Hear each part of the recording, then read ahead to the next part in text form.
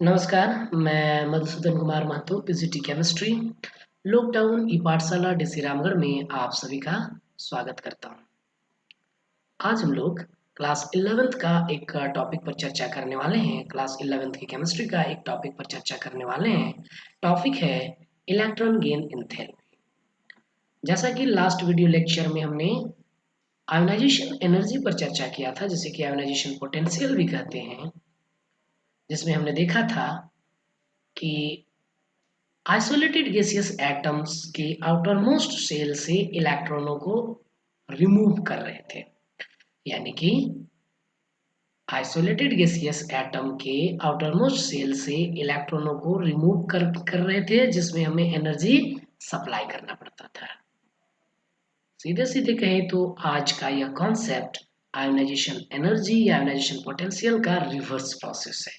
यानी कि वहां पर इलेक्ट्रॉन को रिमूव कर रहे थे आउटर मोस्ट शेल से। आज यहाँ पर हम लोग इलेक्ट्रॉन को ऐड करेंगे। एक एक्स्ट्रा इलेक्ट्रॉन को ऐड किया जाएगा किसी आइसोलेटेड गैसियस एटम के आउटर मोस्ट शेल में। और जैसा कि वहाँ एनर्जी सप्लाई करना पड़ रहा था, यहाँ पर मोस्ट ऑफ केसेस में एनर्जी रिलीज होगी। तो चलिए देखते हैं।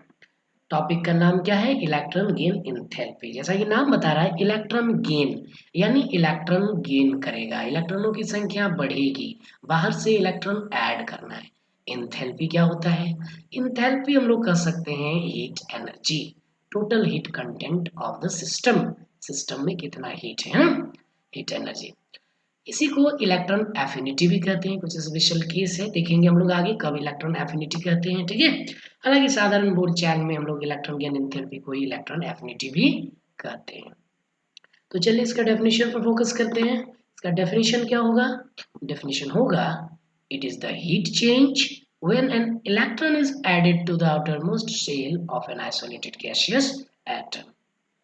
बिल्कुल एज इट इज है, जैसा कि हम लोग आयोनाइजेशन पोटेंशियल में देखे थे, लेकिन वहां पर इलेक्ट्रॉन को रिमूव कर रहे थे, यहाँ पर इलेक्ट्रॉन को ऐड कर रहे हैं। एक्स्ट्रा इलेक्ट्रॉन इज एडेड, है ना। और वहां पर हमने कहा था द एनर्जी रिक्वायर्ड, यानी वहां पर एनर्जी सप्लाई करनी हो रही थी। इलेक्ट्रॉन गेन एंथैल्पी में एनर्जी कभी रिलीज भी होता है और कभी सप्लाई भी करना पड़ता है, वो एलिमेंट के नेचर के हिसाब से। इसलिए यहाँ पर हमने क्या लिखा है? It is the heat change. Heat change लिख दिए, यानी एनर्जी चेंज लिख दिए। हीट क्या है? Form of energy. Energy change लिख दिए, इसका मतलब सप्लाई भी हो सकता है और रिलीज भी हो सकता है। When an electron is added to the outermost shell of an isolated gaseous atom। ठीक है, समझ गए? किसी भी एटम के बाहरी कक्षा यानी आउटर मोस्ट सेल जो होगा, इलेक्ट्रॉनिक विन्यास आप लोग लिखने जानते ही हैं। और जब इलेक्ट्रॉनिक विन्यास लिखेंगे, जो उसका बाहरी कक्षा होगा, उस बाहरी कक्षा पर एक्स्ट्रा इलेक्ट्रॉन को डालने के लिए डालने पर जो एनर्जी चेंज होगी उस एटम में, जो हीट एनर्जी चेंज होगा उस सिस्टम में, वही उसका इलेक्ट्रॉन गेन एंथैल्पी कहलाएगा। यानी इलेक्ट्रॉन को गेन करने पर जो एंथैल्पी में चेंज आएगा, इसको इस तरह से रिप्रेजेंट कर सकते हैं। एक्स यहाँ पर कोई एक एलिमेंट ले रहे हैं, कोई एक एटम ले रहे हैं जो गैसियस स्टेट में है, आइसोलेटेड है, और इस एक्स पर अब हम लोग इलेक्ट्रॉन को ऐड करेंगे। इलेक्ट्रॉन चूंकि नेगेटिव चार्ज कैरी करता है, नेगेटिवली चार्ज पार्टिकल है, तो ओवरऑल इसको ऐड करने पर यहाँ पर नेगेटिव चार्ज आएगा, यानी एक्स माइनस हो जाएगा, और गैसियस स्टेट में था, गैसियस में रहेगा। तो इस तरह से हम लोग इलेक्ट्रॉन गेन एंथैल्पी को दिखा सकते हैं ना, शो कर सकते हैं। और जैसा कि आयोनाइजेशन पोटेंशियल में हमने यूनिट को देखा था, एनर्जी, वहां भी एनर्जी अप्लाई करनी पड़ रही थी, तो एनर्जी का यूनिट क्या रखा था? जूल पर मोल या फिर किलो जूल पर मोल। तो यहाँ भी हम लोग एनर्जी चेंज की बात कर रहे हैं, तो इसलिए यूनिट किलो जूल पर मोल।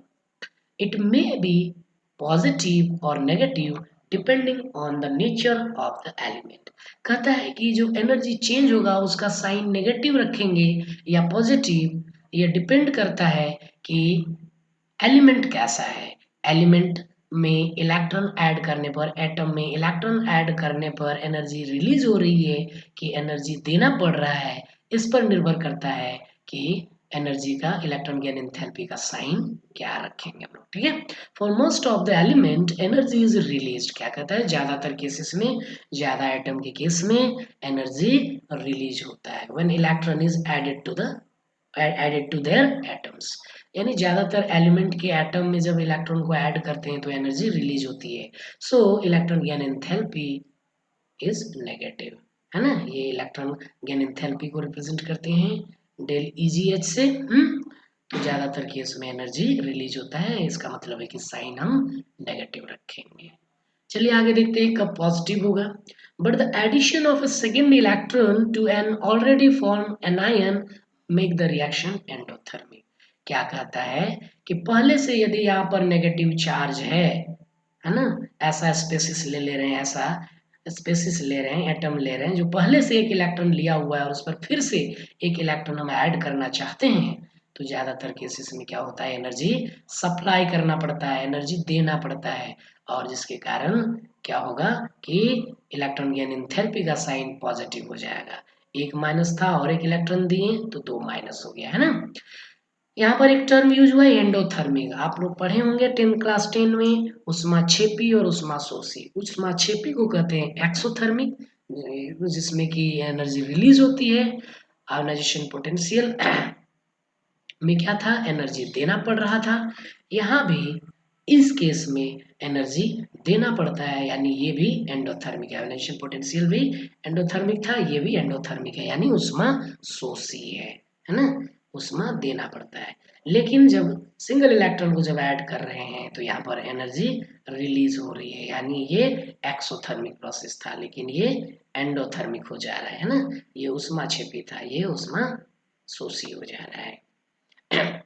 तो इस तरह से हम लोगों ने इलेक्ट्रॉन गेन एंथैल्पी को समझ लिया है। अब हम लोग इलेक्ट्रॉन गेन एंथैल्पी का पीरियोडिक ट्रेंड को देखेंगे, यानी पीरियोडिक टेबल पर जब लेफ्ट टू राइट मूव करेंगे तो क्या होगा, टॉप टू बॉटम किसी ग्रुप पर मूव करेंगे तो क्या होगा। तो चलिए देखते हैं। अब पीरियोडिक ट्रेंड को देखेंगे। वेरिएशन अलोंग ए पीरियड, एक पीरियड क्या कह रहा है कि किसी पीरियड में जब हम मूव करेंगे तो क्या होगा। Electron gain enthalpy becomes more negative on moving from left to right in a period, किसी पीरियड में जब हम बाएं से दाहिने की ओर मूव करते हैं तो क्या होता है, इलेक्ट्रॉन गेन एंथैल्पी ज्यादा नेगेटिव होता जाता है, यानी इलेक्ट्रॉन गेन एंथैल्पी की वैल्यू बढ़ती है, और नेगेटिव साइन क्या इंडिकेट करता है, एनर्जी रिलीज हो रही है ना, हीट रिलीज हो रहा है। और जब ग्रुप में मूव करेंगे टॉप टू बॉटम तो क्या होगा, electron gain enthalpy becomes less negative on moving from top to bottom in a group. क्या कहता है, जब ग्रुप में ऊपर से नीचे मूव करेंगे तो इलेक्ट्रॉन गेन एंथैल्पी डिक्रीज होगा। ऐसा क्यों हो रहा है, क्योंकि टॉप टू बॉटम जब भी हम मूव करते हैं तो मेटेलिक कैरेक्टर एलिमेंट का बढ़ता जाता है, और जब मेटेलिक कैरेक्टर बढ़ेगा, मेटल का आचरण बढ़ेगा तो उससे क्या होगा, मेटल इलेक्ट्रॉन लूज करने की टेंडेंसी रखते हैं, गेन नहीं करते, और जब इजीली गेन नहीं करेंगे तो फिर क्या होगा कि energy electron gain enthalpy decrease होगा, ठीक है। तो चलिए इनको हम हाईलाइट करते हैं, पॉइंट वाइज लिखते हैं, ठीक है।